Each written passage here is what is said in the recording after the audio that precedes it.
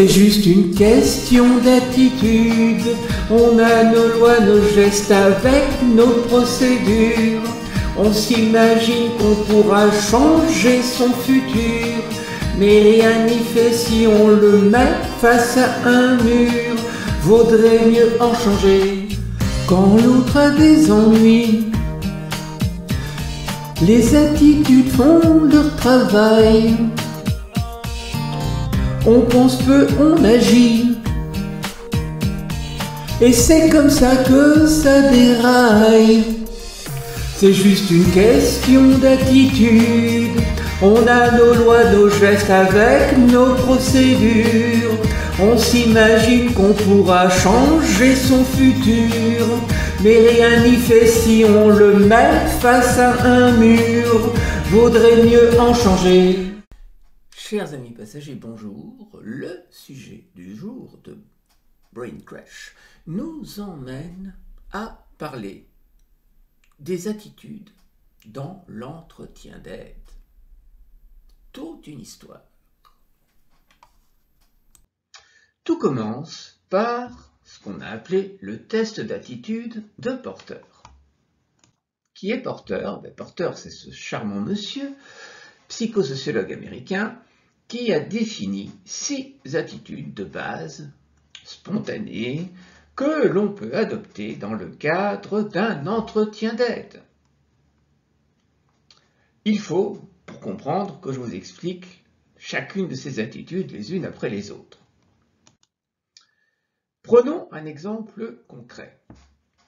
Alors, femme de 37 ans qui s'exprime avec une voix lasse. « Ah, je ne sais vraiment pas quoi faire. Ah, je ne sais pas si je dois reprendre mon poste de standardiste. Cela me porte tellement sur les nerfs. Je peux à peine le supporter. Mais j'ai une stabilité d'emploi et un bon salaire. Ou alors tout lâcher et faire ce qui m'intéresse réellement. En tout cas, un travail plus varié. Mais cela aboutirait à débuter en bas de l'échelle avec un salaire très faible. Je ne sais pas si je pourrais le faire ou non. » Bon, bref, vous voyez, une longue tirade avec une personne qui est en difficulté, qui l'exprime de manière très détaillée, ce qui est quand même assez rare, je vous le signale. Ce qui est plus courant, c'est la situation numéro 2 que je vais vous montrer là. Un enfant arrive, c'est un enfant de 5 ans, il est en pleurs, et il s'exclame « Sarah ne veut pas jouer avec moi !» Faisons l'inventaire des attitudes de Porter en réponse à ces 2 situations. La standardiste qui ne sait pas quoi choisir et l'enfant qui a un problème avec Sarah qui ne veut pas jouer avec elle. Attitude compréhensive.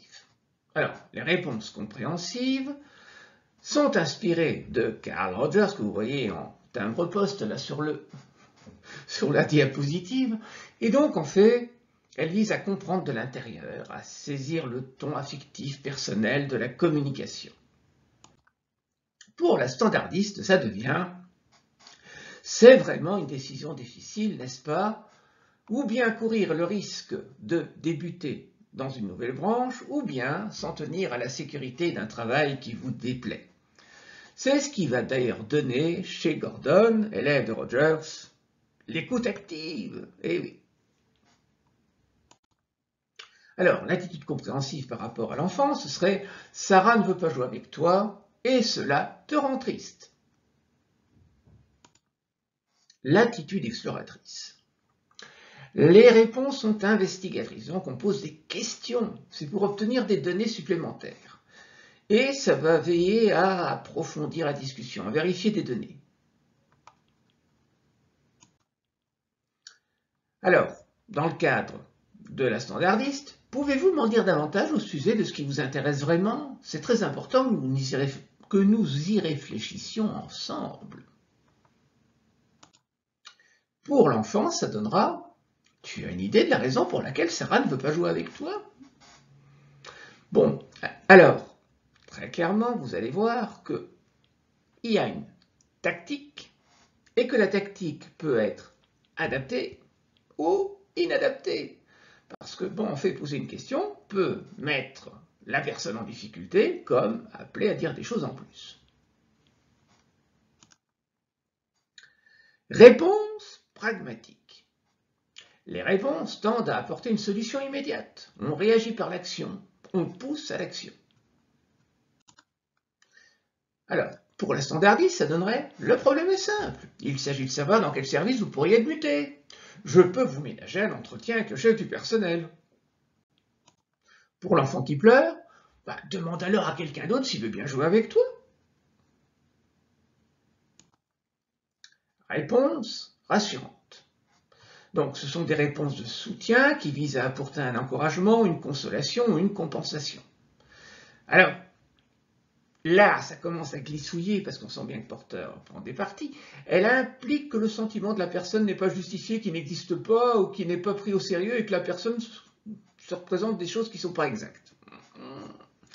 Là, ça devient, nous le verrons, interprétatif.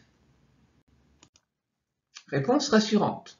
Pour la standardiste. Vous faites beaucoup trop de soucis, ce n'est pas en usant un siffonnaire que vous allez résoudre vos difficultés. Il ne faut pas vous mettre dans cet état, tout finira par s'arranger. Alors, pour l'enfant, ce serait bien que je te console. C'est normal, tout le monde n'a pas forcément envie de partager les mêmes jeux que les tiens. Réponse interprétative. J'ai mis la tête de Sigmund Freud, spécialiste de la question. Vos réponses sont des interprétations de ce qui est dit, vous visez en quelque sorte à instruire le client au sujet de lui-même, à lui faire prendre conscience de quelque chose, à lui démontrer l'une ou l'autre chose. Alors, interprétative, pour la standardiste, vous êtes attiré par un métier moins stressant et plus varié, mais vous n'osez pas prendre les risques nécessaires. Pour l'enfant, c'est normal que Sarah refuse, tu lui demandes très souvent, elle a peut-être envie d'être un peu seule. Réponse estimative. Donc les réponses sont évaluatives, c'est-à-dire qu'elles impliquent un point de vue moral personnel et comportent quelque part un jugement, une critique ou une approbation à l'égard d'autrui. On indique comment pourrait agir ou devrait agir la personne. Pour la standardiste, ça nous donne avant que vous vous lanciez dans quelque chose de nouveau, il faudrait que vous soyez sûr que cela serait vraiment plus avantageux pour vous et que vous n'alliez pas quitter la proie pour l'ombre. Pour l'enfant, ça pourrait être, si ça tourne vraiment mal, « Oh, le bébé qui n'est pas capable de jouer tout seul !» Excusez-moi, ces attitudes de Porter, elles ont, comme qui dirait, une espèce de parti pris. Il considère d'office que la réponse compréhensive est la meilleure et que le reste, excusez-moi, c'est de la merde. Or, désolé, l'attitude compréhensive est très adaptée en début d'entretien, mais par la suite, c'est peut-être pas la même chose. C'est vraiment important, c'est vraiment important. Sérieux sont ces instants, c'est vraiment important. Attitude exploratrice. Poser des questions. Oui, si ma question oriente la réponse. Bien évidemment que c'est à bannir. Mais si la personne qui s'amène face à moi, je peux percevoir son état de détresse, mais j'ai du mal à cerner la situation. Ce n'est pas forcément par l'écoute active que très rapidement je vais découvrir ce qui se passe. Il vaut mieux poser des questions. Mais il faudra utiliser l'art de la clarification, comme je l'explique dans une capsule. Recherche de solutions. Réponse pragmatique. Bien entendu, si je balance une solution directement quand la personne est en difficulté et qu'elle arrive à moi, je l'empêche de parler et je l'empêche de chercher. Mais si après l'avoir écoutée, l'avoir comprise, nous cherchons ensemble des solutions et qu'elle choisit, c'est tout autre chose. Réponse interprétative. Désolé, il y a des moments où la personne, il faut peut-être lui renvoyer quelque chose pour qu'il y ait une espèce d'électrochoc et qu'elle bouge. Enfin, dernière situation, la réponse estimative.